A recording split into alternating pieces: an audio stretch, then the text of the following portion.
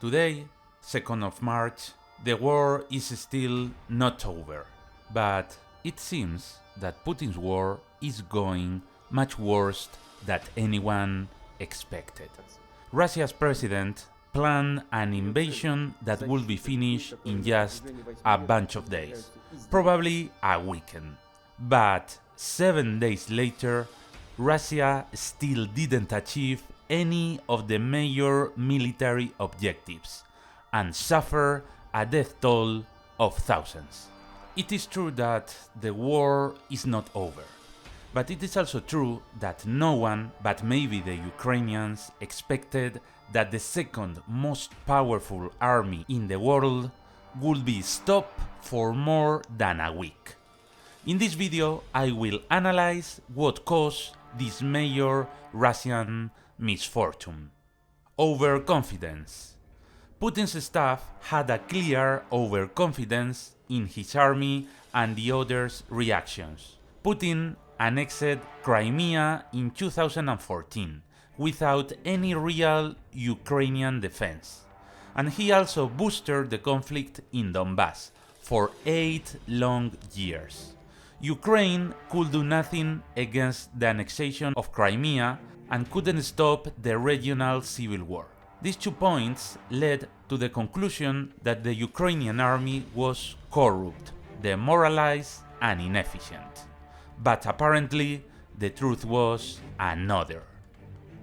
Putin also expected that Western countries would do nothing, as it happened when he ordered the invasion of Georgia in 2008 or the annexation of Crimea in 2014. At the end of the day, he expected that the Ukrainians would mass surrender when the Russian armies crossed the borders. A rapid fall of Ukraine with almost no resistance and massive capitulations would terrify the rest of the Ukrainian army, and it would also terrify the Ukrainian government. And, of course, it would also terrify the Western Bloc, that would do nothing but complain. But once again, the truth was another. Nor the Ukrainian army was the ineffective and demoralized force that Putin thought, and Western countries neither surrendered to Putin's demands. Small and dispersed armies. As a result of the overconfidence, Putin didn't expect a war. He and his staff expected a fast invasion that would not even deserve to be called war. In his speech prior to the invasion, he called it a special operation. Even if it was an euphemism to avoid the use of the word war, the truth is that he expected that Ukraine would fall after shooting a bunch of shots. Why do we know it? Because of the design operation.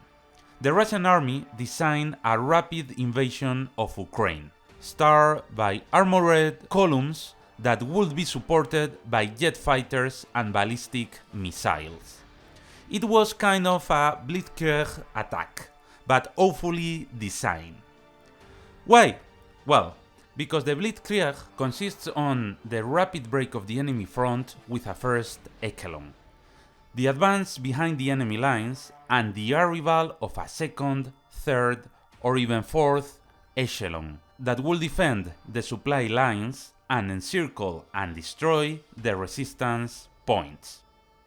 With this innovative way, Germany achieved most of the victories during the World War II, and even a modernized version of the Blitzkrieg was carried out during 2003 invasion of Iraq. Putin expected something even faster than the invasion of Iraq, since he thought that there would be no resistance. It would be a flamant, like a lightning invasion launched from several flanks. Ukraine would collapse in a weekend. But what would happen if the Ukrainians resisted? The truth is that they were so sure of the imminent victory that there was no B plan. That is the reason why 1 week later Ukraine is still resisting. As soon as the Russian columns crossed the borders and advanced through the Ukrainian roads, without destroying the Ukrainian points of resistance, without controlling the territory around, the Ukrainians retook the control of the roads. When the unarmored supporting columns with oil, food, and ammo crossed the roads controlled by the enemy, they were ambushed and destroyed. Dozens of vehicles have been ambushed like this, while isolated troops behind the enemy lines ran out of oil, ammo, and food. Many of them were captured. Many others abandoned the vehicles and escaped, in many cases even without destroying their own vehicles, breaking one of the basic logics of war. You have to destroy your own material before abandoning it. The Russians attacked on the 24th of February, but since they had not a B plan, Russia stand just one day after the invasion.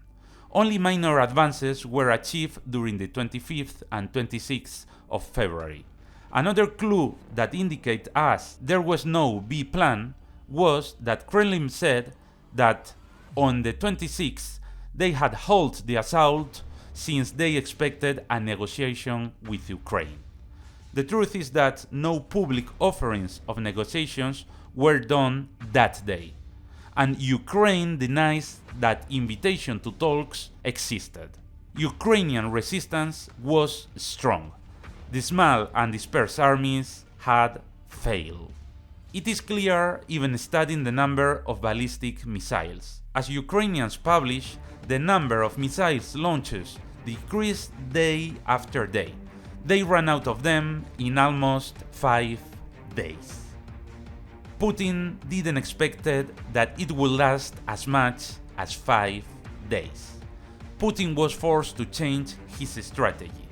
Now it was clear that Ukraine would not collapse. It was going to be a war. Strong Ukrainian morale. As Putin overestimates his capabilities, he underestimates the Ukrainian morale. It was a complete fail of the Russian intelligence that was completely ineffective in knowing the real morale of the Ukrainian army. Actually, the Russian intelligence was also ineffective in knowing the enemy plans. For a distant observer, morale in an army that could not win the civil war in Donbass should be low. But the fact is that war was impossible to win because it was backed by Russia, that funded and armed the separatists without limits. Ukrainians felt that they were attacked when Russia annexed the Crimean Peninsula, and they also felt that they had been attacked during the last 8 years, with Russia backing the separatist movement. Russia has also continuously threatened Ukraine in matters related with Ukrainian integration in the European Union and the NATO. Ukraine is a very nationalistic country, and after 8 years of continuous Russian blackmail and attacks, it seems obvious that nationalism will arise. And effectively, it was what happened. Now they know that they are fighting for their freedom. They feel Putin's Russia as an aggressor, and they feel that if they surrender, Putin is going to turn Ukraine into something like Belarus.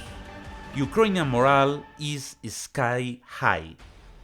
The army and civilian morale is still very high. They feel that the existence of their own country is in danger. In addition, Ukrainian president, working in the defense of Kiev instead of moving to a safe city, has also boosted the Ukrainian morale. They feel that they are all together against the common enemy. Territorial Defense Forces. Ukraine also adopted a very wise defensive strategy. The Territorial Defense Force is made up of volunteers that work in their usual civilian jobs but they do occasional maneuvers and training. They are serving in their area, defending their towns and surrounding region, a well-known area for them. According to the National Resistance Act, these formations must ensure security and order behind the front line. They must assist the armed forces in combat operations, guard key infrastructure facilities, and render assistance in combating hostile, subversive activities. And they can even attack and sabotage the enemy. They are defending the land against the Russian raids. They are sabotaging the supply wagons, and they are dispersed and know their territory. They are almost invisible. Ukrainian military experience. The 8-year-long war at Donbass has given a huge military experience to the Ukrainian army. The government has organized 6 drafts of 60,000 men, serving for a certain period. So today, Ukraine has more than 360,000 veterans with war experience. They know how to fight, how to resist, and have a sky-high morale. On the other hand, just a bunch, no more than 3,000 Russian soldiers, are veterans of the war in Syria. Even if many military units are well trained, they are freshmen compared to many of the Ukrainian soldiers. So, when understanding how such a small country as Ukraine has resisted Russia for more than a week, these 5 factors are fundamental. We will see what happens next. It seems unlikely that Putin give up in his imperialist dreams over Ukraine. If 1 million Russians must die to invade Ukraine, you can have no doubts that he will order them to die. But Russian people are not in favor of war. This is Putin's war. So, an excessively bloody war could cause unexpected political movements, both inside and outside Russia. Putin can only continue this war while he has support, both inside and outside Russia. So, the end of this is still not written. Thanks for watching. Consider subscribing if you found this video helpful, and press the bell to be sure that you receive the notifications.